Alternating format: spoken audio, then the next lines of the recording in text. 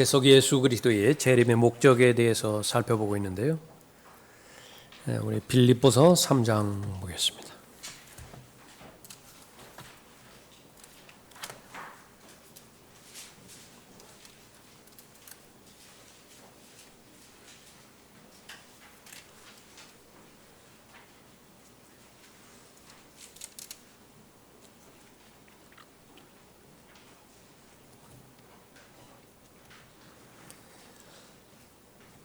성경에 게시된 그리스도인의 목표가 예수 그리스도를 얻는 것이라고 말씀하고 있고요.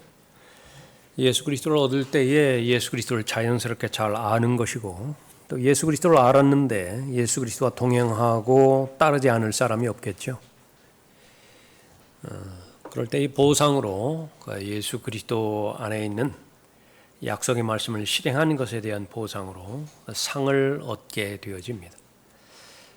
그런 그 모든 것들이 집약되어 있는 것이 바로 예수 그리스도께서 오시는 것을 기다리는 것이죠. 이것은 분리될 수 없습니다.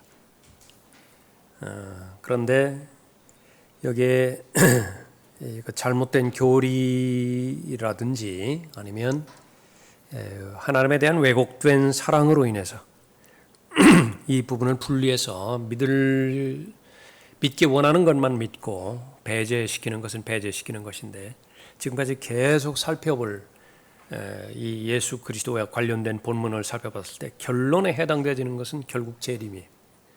다시 말하면 재림을 믿지 못하고 재림이 실제 삶 가운데서 준비되어지지 못한다라고 한다면 믿음은 흔들리게 되어 있습니다. 믿음은 진리에 뿌리 내리지 못하게 되어 있고요. 그것은 성경에서 약속하고 있는 열매를, 온전한 열매를 맺지 못하고 있는 것입니다. 결국 반드시 확인해 봐야 되는 것은 예수 그리스도 그분은 나와 어떤 관계에 있는 분인가, 동시에 또 예수 그리스도의 재림, 그것은 나에게 있어서 어느 정도 진리가 되어지는, 성경의 주제가 되어지는 문제인가, 늘 확인해야 자신을 잘 성찰하는 것이죠. 8절에 보십시오. 실로 모든 것을 손실로 여김은 그리스도 예수 나의 주를 아는 지식이 가장 고상하기 때문이며, 내가 그를 위하여 모든 것을 잃어버리고 그것들을 오히려 배설물로 여김은 그리스도를 얻기 위함이요 또 그 안에서 발견되고자 함이니, 나의 의는 율법에서 나온 것이 아니요 그리스도를 믿음으로 말미암아 나온 것이니 곧 믿음에 의해서 하나님께로부터 나온 의라. 구원의 시작으로 볼 수 있겠죠. 예수 그리스도를 어떻게 하면 얻을 수 있는 것이냐? 은혜로 얻었어요. 베풀어 주신 하나님의 은혜를 믿었을 때 얻은 것입니다. 그 과정은 예수 그리스도와 동행하는 것인데, 능력이 있어야 예수 그리스도와 동행할 수 있죠. 예수 그리스도를 믿는 모든 사람에게 미리 말씀하신 것은 세상의 미워함입니다. 세상의 증오의 대상이 될 것이라. 정상적으로 예수 그리스도를 믿을 때는 그렇습니다. 그것은 나로부터 시작되지죠. 육신의 원수가 될 것이고요. 예수 그리스도를 올바로 따른다라고 한다면 육신이 가장 싫어할 것입니다. 육신은 바로 세상을 알아가는 관문인데, 나의 오감 있잖아요. 오감.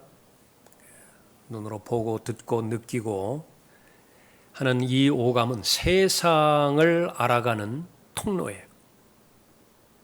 그런데 육신이 바로 원수가 되었기 때문에 세상과 잘 코드가 맞는 그 육신, 그 세상의 원수가 되는 것은 너무나 분명한 사실입니다. 그런데 거슬러 올라가야 되죠.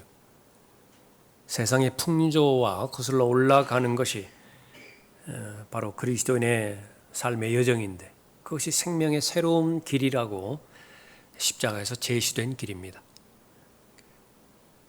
그 길을 걸어가는 데 있어서 능력이 없다고 한다면 휩쓸려 쓸려갈 수밖에 없어요. 거스를 수 있는 능력이 없다면 그것이 부활의 능력이죠. 10절에 이는 내가 그를 알고 그의 부활의 능력과 그의 고난의 교제를 알아 그의 죽음의 본을 따르려 함이며 어떻게 해서든지 죽은 자들의 부활에 이르려는 것이라. 내가 이미 이르렀다 함도 아니요 이미 온전해졌다 함도 아니라 다만 나는 붙잡으려고 쫓아갈 뿐이라 나 역시 그것을 위하여 그리스도 예수께 붙잡혀 있노라. 부활의 능력이 있어야 바로 예수 그리스도와 동행할 수 있고 또 예수 그리스도를 섬길 수 있는 것인데 그 시작은 바로 그 죽음에 참여하는 것입니다. 부활의 전제 조건은 죽음이니까 너무나 당연한 것이지요. 그래서 로마서 6장에서 그리스도인의 삶에 있어서 영적인 생명을 유지하고 지속적으로 걸어가기 위한 대원리가 있죠. 나는 나에 대해서 어떻게 해석할 것이냐, 하나님은 나에 대해서 어떻게 해석할 것이냐, 누구의 해석을 따를 것이냐라고 하는 문제예요. 내가 나에 대해서 해석할 때 나는 죽은 적도 없고요, 나는 부활한 적도 없어요. 그러나 분명하게 하나님께서 나에 대한 해석을 하나님의 신학적인 관점에서 내리시는 것인데 나는 죽었다고 선언하시죠. 예수 그리스도와 함께 죽은 사람이고 예수 그리스도와 함께 부활한 사람이라고 말씀하셨는데 그 사실을 알고 그 사실을 너 개인의 믿음으로 받아들이라, 여기라. 내 개인의 믿음으로 받아들였다라고 하는 것을 입증하는 것이 바로 내 지체를 하나님의 의의 도구로 드리느냐 드리지 않느냐가 결정되어진다라고 하는 거죠. 이 세 가지가 일관이 되어야 됩니다. 나는 예수 그리스도와 함께 죽었고 예수 그리스도와 함께 살았다라고 하는 사실을 알고 그것이 인류를 위한 하나님의 베풀어 주신 은혜다. 아무 의미가 없어요. 그러면 예수 그리스도는 죄인들을 위해서 죽으셨다. 아무 능력도 없습니다. 그 고백을 아무리 많이 해봐야 아무런 능력이 없어요. 예수 그리스도는 나를 위해 죽으셨다. 그 고백이 나와야 돼요. 그것도 어디에서 나와야 되는 것이냐? 골방에서 나와야 됩니다. 나 홀로 있을 때 마음에서 우러나오는 예수 그리스도를 시인하는 시인, 그것이 있을 때에 구원이 이루어지는 것이고 구원이 확신되어지는 것이죠. 그 마음에서 일어나는 것은 입으로 고백되지 않을 수가 없습니다. 그건 불가능하다. 말을 하지 못하는 벙어리가 아닌 한 마음에서 일어났는데 예수 그리스도를 시인하지 못한다. 그건 비정상이에요. 간혹가다 있을 수 있습니다. 그러나 정상적인 경우라면 마음으로 믿으면 입으로 시인하고 고백하는 것이에요. 하나님 앞에 기도할 때 마음에서 우러나온 아멘이 나온다. 동의가 되어지는 거예요. 하나님의 말씀에. 입으로 시인하는 것이 진정성이 있기 위해서는 바로 그 지체들, 몸의 지체들이죠. 그것을 하나님의 의의 도구로 사용되도록 내어드리는 것이죠. 이 부분들은 부단히 반복되어야 되는 것입니다. 이것이 훈련이에요. 반복되는 부분들을 통해서 훈련이고요. 그 훈련의 과정을 통해서 영적 근력이 단련되어지는 것이고 온전함을 향해서 계속 나아가는 것입니다. 많이 넘어지죠. 많이 실패하지요. 많이 실망하지요. 스스로 좌절하는 경우가 한두 번이 아닐 거예요. 그럼에도 불구하고 내 안에 역사하시는 성령께서 용기를 주시고 또 그 진리의 지식에 이르게 되어지는 과정들을 통해서 계속해서 그리스도의 충만하심에 장성하는 분량에까지 계속해서 이르는 것입니다. 포기하지 않는 거예요. 그리스도인의 능력은 중단하지 않는 것이고요. 포기하지 않는 것입니다. 그렇게 될 때에 바로 예수 그리스도를 믿는 믿음이 실제 삶 가운데서 입증이 되어지는 거죠. 14절에 봅시다. 그리스도 예수 안에서 하나님의 고귀한 부르심의 상을 위하여 그 표대를 향해 쫓아갈 뿐이라. 자, 이런 모든 것을 다 알았는데 다시 말하면 지금까지는 평범한 밭인 줄 알았다고요. 그것도 소작농이었죠. 새를 내면서 거기에서 땅을 일구어 가지고 생계를 꾸려던 소작농이었다고. 어느 날 땅을 파다가 거기에 보물상자를 발견하게 된 거죠. 아무도 몰라요.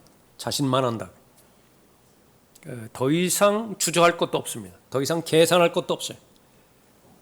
즉시로 집에 돌아가서 아내와 상의할 것도 없어요.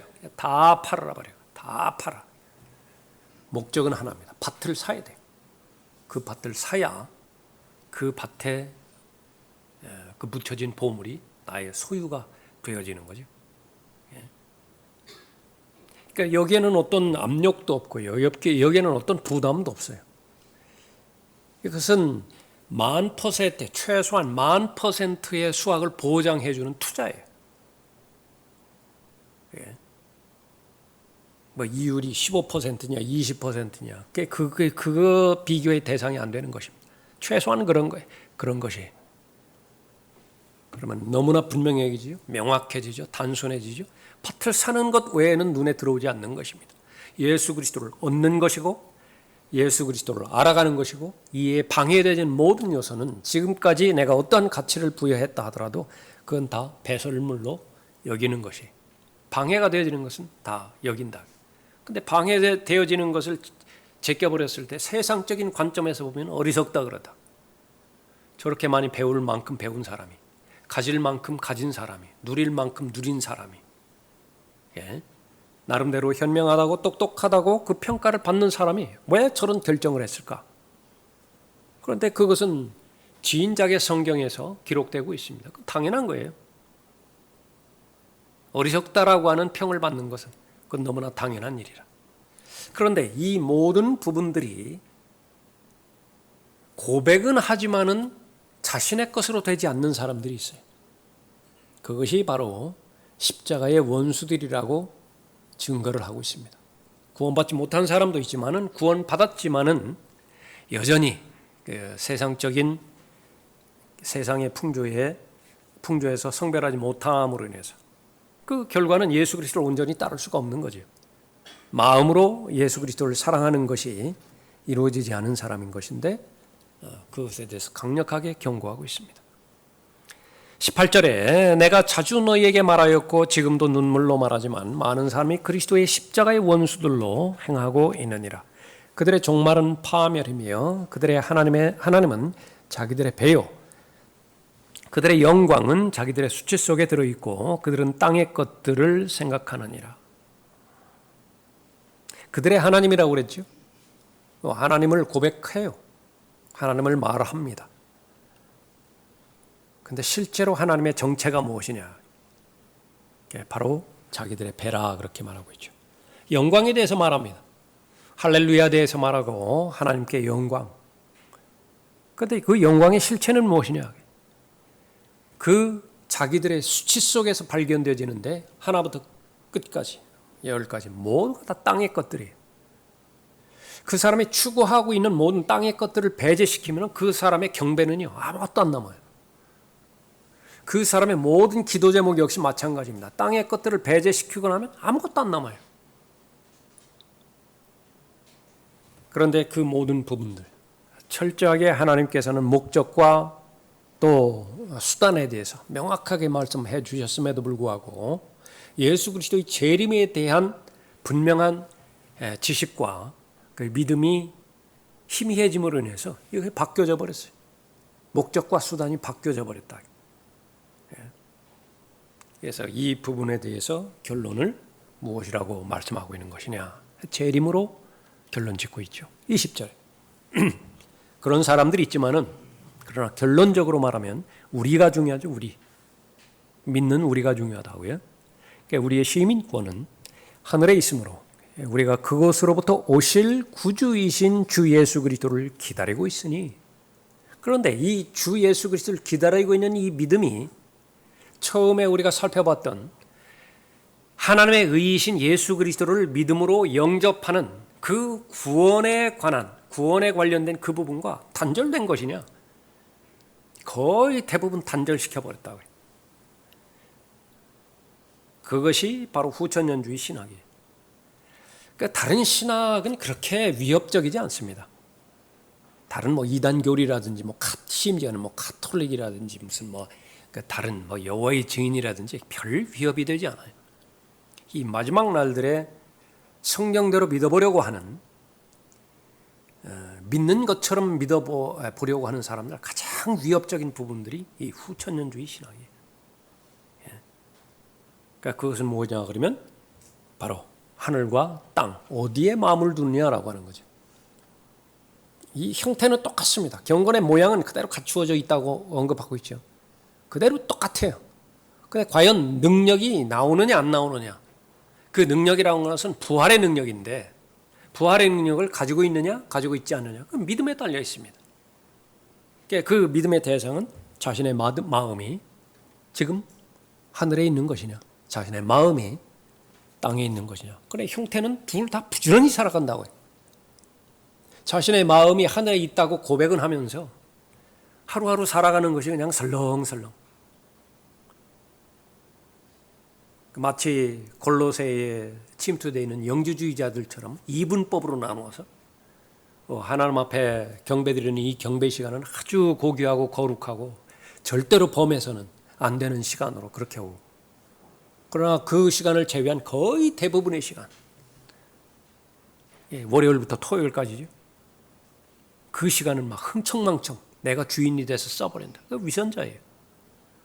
그런 건 믿음이 아니라 어디를 가나 그리스도인으로 발견이 돼요.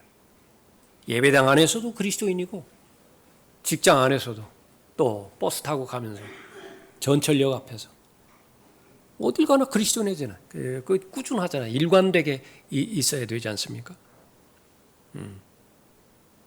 그런 사람이 바로 진실되게 자신의 마음에 하늘을 품는 사람이죠. 극히 일부분만 제외하고 그리스도는 모든 부분이 공개적으로 선언하고 시작되어지는 사람이에요. 그것이 생활 방식이에요. 그리스도의 생활 방식이라. 프라이빗. 그게 많으면 안 좋아요. 그냥 투명한 부분이 거의 대부분이라. 우리의 시민권은 하늘에 있으므로 우리가 그것으로부터 오실 구주이신 주 예수 그리스도를 기다리고 있으니 그가 만물을 자신에게 복종시키는 그 능력의 역사로 인하여 우리의 천한 몸을 그분의 영광스러운 몸같이 변모시키시리라. 재림 때에 완성되어지는 부분을 볼 수 있는 것이죠. 성도의 구원 언제 완성되어지는 것이냐. 빌립보서 3장 본문에 따르면 마지막 절에 구원이 완성되죠. 우리는 이런 면에서 영적인 욕심을 부릴 필요가 있습니다. 어떤 욕심이냐. 나의 혼이 지옥의 저주로부터 지옥의 영원한 형벌로부터 구원받았다. 거기에 만족하면 안 돼요. 과락을 면했다. 61점 받았다. 65점 받았다. 만족하면 안 돼요. 자녀를 낳았는데 건강하게만 자라다오.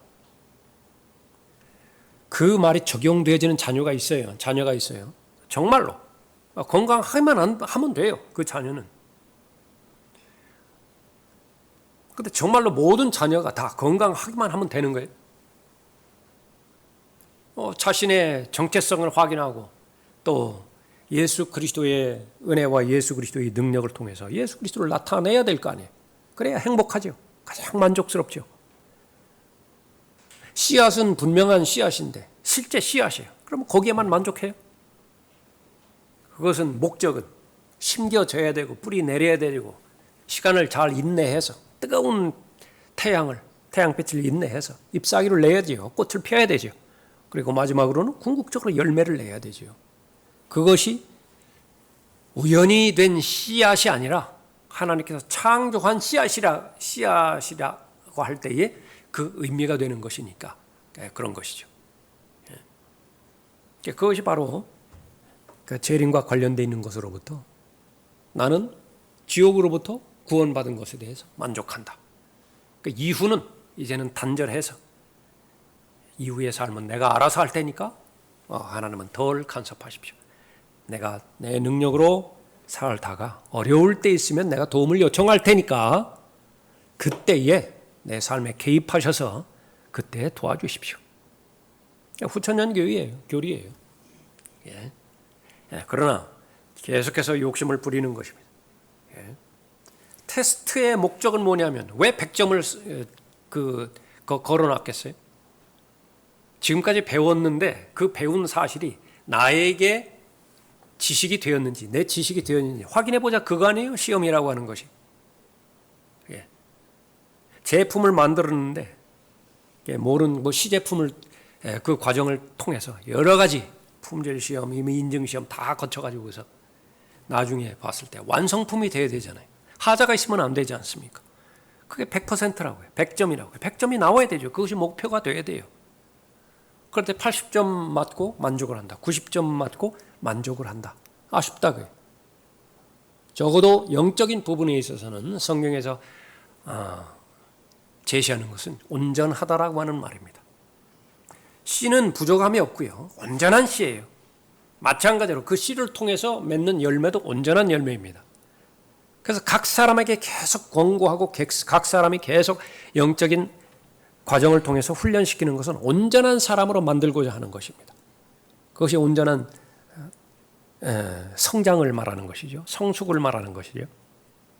그런데 그것은 사람의 힘으로 사람의 능력으로 하는 것이 아니라 어떤 탁월한 설교자의 능력으로 하는 것이 아니라 각 사람 안에 있는 내주하시는 성령 하나님의 능력으로 하는 것이기 때문에 자신이 있어요.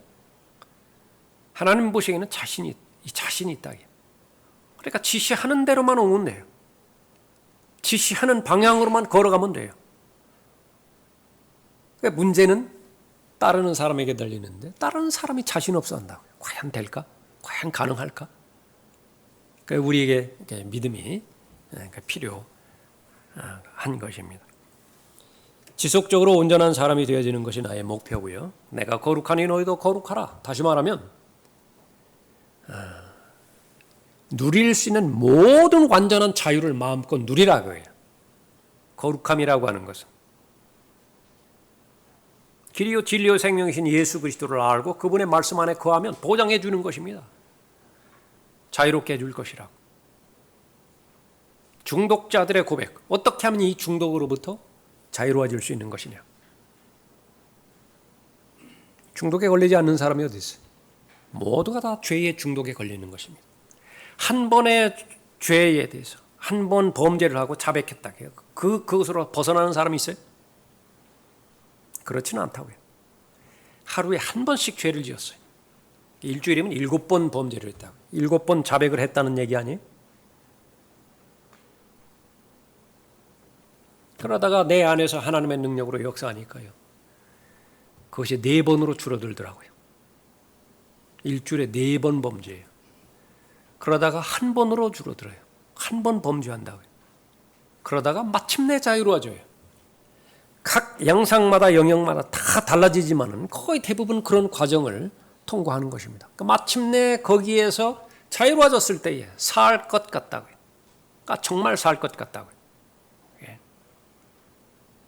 하나님의 은혜의 보좌로 늘 우리들을 초청하는 것인데 거기에서 무엇을 얻어야 되는 것이냐? 필요한 자비를, 하나님의 자비를 필요로 하잖아요. 내가 지금 온전하게 서지 못했으니까. 근데 그 내용 안에 있는 부분들은 정말 하나님을 기쁘시게 해드리고 하나님을 영화롭게 해드리고 하나님을 높여드리기 위해서 나에게 필요한 것들이 너무나 많죠. 많은 능력이 필요할 것 아니겠어요?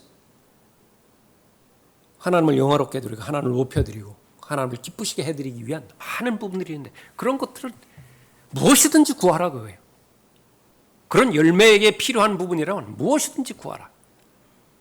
그런데 그런 데에 구하는 그 제목들은 거의 없고요. 가뭄에 콩나와 타고 거의 대부분의 기도는 뭐냐면 자비 베풀어 주십시오. 자비 베풀어 주십시오. 자비 베풀어 주십시오. 하나님께서 자비 베풀어 주시죠. 원상태로 복구해 주셨죠. 하나님께서 영광 받으시더냐. 하나님을 기쁘시게 해드리느냐. 하나님을 높여드리는 계기가 되더냐. 일절 없어요. 그런 죄 짓지 않는 삶에 만족해버린다. 하나님께서 받으실 영광이 뭐예요? 아무것도 없어요. 그것은 기본이고 그릇이 깨끗해지는 것은 기본이고요. 거기에 담겨져야 되죠. 그 목적으로 금그릇도 만들었고 은그릇도 만들었고 질그릇도 상관없다고 말씀하셨어요. 크기도 상관없다고 말씀하셨어요. 큰 그릇이든 작은 그릇이든. 그런데 목적은 담기 위해서. 왜 담죠? 누군가가 먹어야 돼요. 나도 먹고 일단 다른 사람, 필요로 하는 사람을 먹여야 될 거 아니겠어요? 열매의 목적도 바로 그 부분이죠. 그런데 계속해서 깨끗하게 하는 데에만 거기에 목적이 있다. 아쉬운 것이죠. 궁극적으로는 천한 몸입니다. 죽을 몸이고 썩을 몸이고 더 악해져만 가는 몸. 이 몸이 궁극적으로 예수 그리스도의 영광스러운 몸으로 변모를 해야 된다. 죄의 자백이 필요 없는 몸. 우리가 알고 있지만은 정말 계속 상상해 보세요. 그런 몸이 있다. 죄의 자백이 필요 없는 몸이다. 무엇이든지 상상하라게, 무엇이든지. 그리스도인이 된 다음에 고린도후서 10장에 따르면요, 하나님을 정말 대적하고 또 하나님의 뜻을 따르지 못하게 만드는 가장 강력한 죄는요, 행동으로 나타나는 죄라기보다 상상이에요. 이미지네이션. 계속 생각하는 것입니다. 그러니까 손으로 죄를 짓진 않아요. 발로 죄를 짓진 않아요. 몸으로 죄를 짓지 않아요. 거기서 만족을 해버리는 거예요. 그러나 정말로 하나님의 인도함을 파괴시켜버리고 하나님의 영광을 가릴 수 있는 파괴적인, 가공할 만한 그런 죄는 무엇이냐. 상상이라고요. 상상. 마음의 상상이라. 잘못된 상상, 비정상적인 상상, 악한 상상. 그건 발견되는 즉시 예수 그리스도의 무릎 앞에 꿇으라고 그랬죠. 예수 그리스도의 보혈로 처리를 해야 돼요. 은혜의 능력으로 처리를 해야 돼요. 얼마나 투쟁이에요. 그것이. 예수 그리스도를 믿은 지 10년이 지나면 좀 변화가 있습니까? 20년이 지나면 좀 변화가 있어요? 이 세상은 점점 더 더러워져 가고 점점 더 악해져 가고 있는 것인데 그 세상 한 복판에서 위치적으로 걸어가야 되는 것이 그리스도인이잖아요. 산에서 살 수 없잖아요. 높은 담 쳐놓고서 그 안에서 살 수 없잖아요. 그래서도 안 되고, 그 빛이라고 한다면 그 빛을 밝힐 목적이죠. 밝혀야 되잖아요. 그런데 문제는 바닷물이 배 안으로 들어오면 안 돼요. 그것만큼은 안 된다고요. 그것만큼. 그런데 사방에서 물이 들어오려고 시도하는 것이 매일매일의 그리스도인의 삶의 현실이라. 그걸 계속해서 싸워야 되죠. 거기에 지쳐버렸죠. 포기해버렸어요. 포기하고 다른 것으로 대체시키려고 한다. 나는 열심히 경배만 드리련다. 구령자들이요. 마귀가 어떻게 공격하겠어요? 은밀한 죄를 하나 심어 놓는다고요. 계속 거기에 대해서 그 죄를 걸려 넘어지게 만들어요. 거기 시기라든지 탐심이라든지 아니면 인격적 성장의 정체라든지 그러면 계속 문제거리가 돼요. 그러니까 본인이 그것을 복구하려고 시도를 했거든요. 그러니까 본인이 포기를 해요. 그런데 하나님에 대한 증거는 있어야 될 거 아니에요. 그러니까 그쪽으로 하는 거예요. 그러니까 다양합니다. 그것이 종교적인 형태들이에요. 어떤 사람은 고아들 돌보고 어린이들 돌보고 그렇게 해서 종교적인 만족을 대체시켜버리는 것이라. 경건의 능력. 그러나 무엇을 상상한다 하더라도 하나님을 기쁘시게 한다. 세상에 그런 몸이 있더라. 성경에 보장해 주는 거예요. 어디를 가든지 하나님께서 기뻐하세요. 하나님께서 행복해 하신다고 말해요. 그런데 우리가 가서는 안 되는 곳이 얼마나 많습니까? 이 세상을 살아가면서. 또 행해야 되는 것과 행하지 않는 것에 대해서 그리스도인임에도 불구하고 얼마나 많이 규약을 받아요. 그래서 그리스도의 법에 우리는 통제를 받아야 되고 왕의 법에 통제를 받아야 되는 것이죠. 생명과 성령의 법에 통제를 받아야 되는 것이죠. 그런데 우리 천한 몸이 영광스러운 몸으로 변모됐을 때 모든 법에 대해서 자유로워진다. 해방된다고요. 더 이상 간섭받지 않는 것입니다. 그것이 바로 예수 그리스도에 대한 재림에 관련된 부분입니다. 성도들의 구원의 완성을 위해서 예수 그리스도는 다시 오시는 것입니다. 정말로 중요한 목적 가운데 하나예요. 그래서 재림만 이루어졌다. 그러면 성도의 거의 대부분의 목적이 다 해결되는 것입니다. 성도 개인의 입장에서는 어때요? 누가 그렇게 거룩한 삶에 완성된 삶을 살아서 지금이라도 주님께서 오십시오. 그렇게 자신 있게 믿음으로 고백은 하지만은 자신감 있게 고백할 수 있는 사람이 몇이나 되겠어요? 오히려 지금은 아닙니다. 오시기는 오시는데 지금은 아닙니다. 조금 제가 더 나아진다면 이 문제가 해결된다고 한다면 지금 영적으로 걸려있는 문제들이 있잖아요. 그 문제들 좀 해결된 다음에 부끄럽지 않은 상태에서 주님 만나 뵀으면 좋겠습니다. 그런 고백들을 할 것이지만은 그럼에도 불구하고 믿음이 필요합니다. 그럼에도 불구하고 지금 당장 오신다라고 한다면 훨씬 더 좋아요. 내가 부정적으로 생각하는 것보다 훨씬 더 비교할 수 없을 정도로 예수 그리스도의 다시 오심은 나를 행복하게, 랩처, 데살로니가전서 4장에서 말하는 그 랩처라고 있죠. 거기 환희라고 하는 뜻도 포함되어 있죠. 환희를 경험하게 되어진다고요. 그것이 바로 혼이 구원받았고 지금 우리의 영은 계속해서 자라가고 있고 그런 몸이 남았죠. 몸이 구속받는데 그것은 바로 예수 그리스도의 재림과 관련된 부분입니다. 그래서 성경적 전체적인 교리를 잘 우리가 공부했다. 구원을 한정시키지 않는 것이죠. 혼의 구원에만 한정시키지 않는다. 그것이 중요한 만큼 왜 그렇지 않겠어요? 아이가 태어나는 그 기쁨도 있지만은 자라나는 기쁨이 있잖아요. 자라나는 것을 보는 기쁨이 있잖아요. 뒤치기 하고 막 휘젓고 옹알이 하고. 근데 그것을 안 한다고 해봐요. 아이가 계속 그냥 돌같이 굳어져만 있다. 얼마나 그 마음이 아픈 거예요. 물론 우리가 살아가는 세상 가운데서는 그런 아이도 있지만은 그러나 그런 아이들은 다 하나님께서 다 책임지시죠. 다 구원하신다고요. 그러나 영적인 어린아이로 태어나는데 그 영적으로 성장이 저해가 된다. 발육 정지에 근본적인 아주 심각한 문제가 있다. 그러면 고통거리라고요.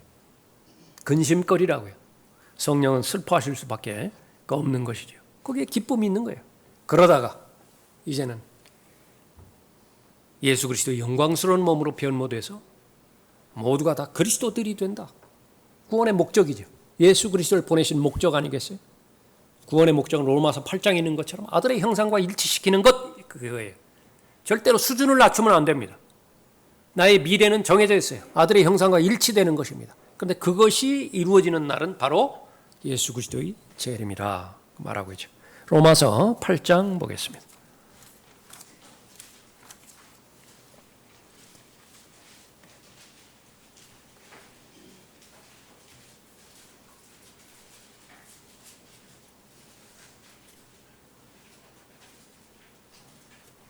16절에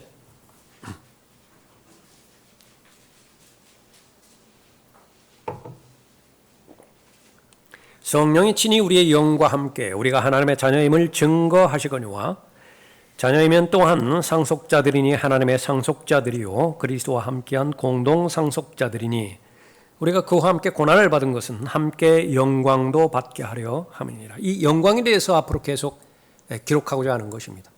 그리스도와 함께 받는 영광, 그것이 무엇이냐? 18절에 이는 현재의 고난들이 우리에게 나타나게 될 영광에 감히 비교되지 못한다고 내가 여기기 때문이라. 예수 그리스도와 동행하고 예수 그리스도를 섬길 때에 그 보상으로서 주시는 것이 지상에서 주시는 보상이 바로 성령의 열매입니다. 그리고 삶의 피로들이죠. 그 삶의 피들은 성령의 열매들에 비교해 봤을 때 비교의 대상이 되지는 않아요. 바울의 고백에 따르면 그렇습니다. 그 바울의 믿음을 따랐던 수많은 동일한 믿음을 소유했던 사람들의 고백도 역시 마찬가지라고요. 예. 그런데 그 영광의 본질은 무엇이냐? 예수 그리스도의 재림 때 나타난다라고 지금 계속 자세하게 언급하고 있습니다. 재림 때 나타날 영광. 19절에 피조물이 간절한 기대를 가지고 하나님의 아들들이 나타날 것을 기다리고 있으니 그리스도 안에 있으면 새로운 피조물이죠. 그 피조물을 포함해서 모든 자연계, 식물이든 엉겅퀴도요. 지금 그 하나님의 말씀에 의하면 기대를 하고 있다. 자연이 구원받는 것이요. 자연이 거듭나는 것, 중생하는 것, 이것을 기다리고 있는 거예요. 동물들 역시 마찬가지입니다. 계속해서 먹혀야 되죠. 낮에만 스트레스 받는 것이 아니라 밤에도 스트레스 받아야 돼요. 밤에도 최상위 포식자들 와가지고 그렇게 하잖아요. 그러면 최상위 포식자들은 그러면은 스트레스 안 받는 것이냐? 새끼의 최소한 70%는 굶어 죽는다고 하잖아요. 사자든 새끼를 낳아놓으면 70%는 굶어 죽어요. 그 사냥을 해야 돼요. 생존의 문제이기 때문에 그런 거죠. 그런데 그 모든 부분들이 바로 재림과 관련돼서 기다리고 있다 말합니다. 20절에 피조물이 허무한데 굴복하는 것은 자의가 아니요 오직 소망 가운데 그것들을 굴복해 하시는 그분 때문이며 피조물 자체도 그 썩어짐의 속박으로부터 해방되어 하나님의 자녀의 영광스러운 자유에 이를 것이기 때문이라. 다 영광을 말하고 있죠. 모든 창조물이 이제까지 함께 신음하며 고통받는 것을 우리가 아노니 그들뿐만 아니라 성령의 첫 열매들을 가진 우리까지도 속으로 신음하며 양자되는 것 곧 우리 몸의 구속을 기다리고 있느니라. 그리스도인이 된 다음에 기쁨과 즐거움, 감격 잠깐뿐입니다. 언제 그렇죠? 영접할 때, 구원받을 때. 내가 이제 하나님의 자녀가 되었다. 미리 경험한 사람들은 혀를 차야지. 이제 고생문이 훤하게 열린 겁니다. 지금까지는 원수가 없었어요. 바로 육신이 나였으니까. 세상과 나와 코드가 그렇게 일치됐잖아요. 부지런히 세상에 비비 맞추고 그 세상이 요구하는 것들 최선으로 따라주면 세상이 인정을 해주고 칭찬을 받았다. 칭찬해 줬다고. 세상에서 영광을 주었다고요. 갈등은 없어요. 그냥 노력을 하지 않았다 뿐이지. 그 목표가 실현되지 않는 그런 아쉬움이 있다 뿐이지. 실패의 좌절감이 있다 뿐이지. 갈등은 없다고요. 원수 관계가 있는 것이 아니라고요. 그런데 구원 받은 다음에 이젠 원수 관계가 다 모든 것이 다 원수로 다 바뀝니다. 심지어는요. 시어머니와 며느리가 원수 관계가 된다고요. 남편과 아내가 원수 관계가 돼버리는 거예요. 그런 처절한 싸움과 전쟁이 어디 있어요? 근데 언제까지 지속되는 것이냐? 바로 하나님의 아들들이 나타날 때까지 예수 그리스도를 뒤따르는 그것을 말씀해 주고 있는 것입니다. 그러면 기다리는 속으로 신호하면서 기다리는 것이 무엇이냐면 양자되는 것. 이제는 몸의 구속이죠. 몸의 구속이 이루어졌을 때에 비로소 이제 구원이 온전하게 경험되어지는 거죠. 24절에 이는 우리가 소망에 의하여 구원을 받았습니다. 보이는 소망은 소망이 아니라 사람이 보는 것을 왜 바라리요. 여기서 소망이라고 하는 것은 구원받기를 원합니다. 구원의 확신이 있습니까? 잘 모르지만은 나는 구원받기를 원하고 싶습니다. 이런 말이 아니라 소망이라고 하는 것은 앞으로 이루어질 예언의 말씀이죠. 몸의 구속, 그것은 이미 하나님께서 약속해 주셨어요. 그런데 때가 아직 아니죠. 그것을 소망이라고 말하는 것입니다. 앞으로 남은 소망. 구원으로 말하면 이미 이루어진 구원이 있고 절대로 영원한 정죄의 대상이 되지 않습니다. 요한복음 5장 24절에 의하면 지금은 하나님의 자녀로 태어나서 허물과 죄들 가운데 죽었던 영이 거듭났지요. born again 했지요. 중생을 했습니다. 새로운 출생을 경험했지요. 어린아이인데 어린아이가 계속 자라가고 있습니다. 지금 현재 우리가 있는 상황이에요.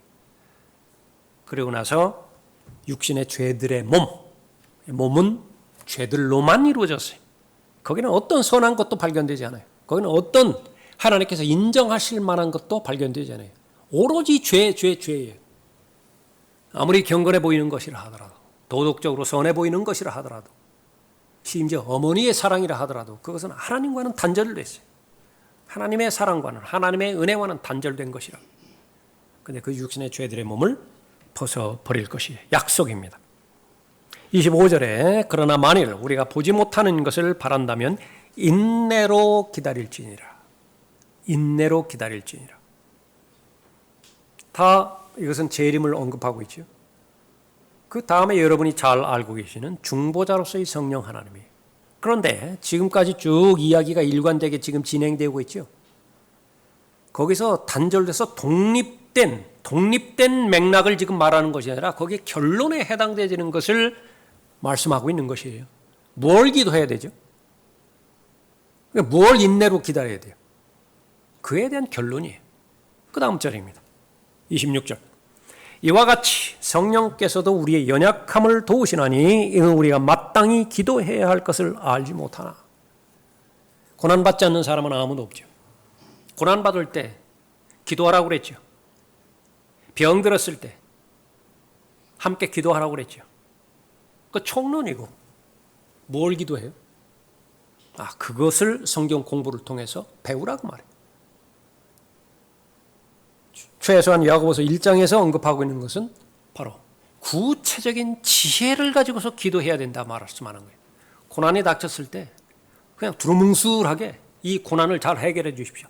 기도하지 않는 것보다는 낫지만은, 그러나 성경적 지식이 없는 초신자 단계의 기도라고 하면 명확하게 들어주세요. 그런데 성경을 계속해서 알고 이제는 하나님의 뜻대로 구하는 것이 성도의 의무라고 한다고 한다면 가장 적합한 그런 기도를 하나님 앞에 드려야 되죠. 그런데 뭘 기도해야 될지도 모른다. 근데 지금 상황이 어떤 상황이에요? 지금 신음하고 있어요.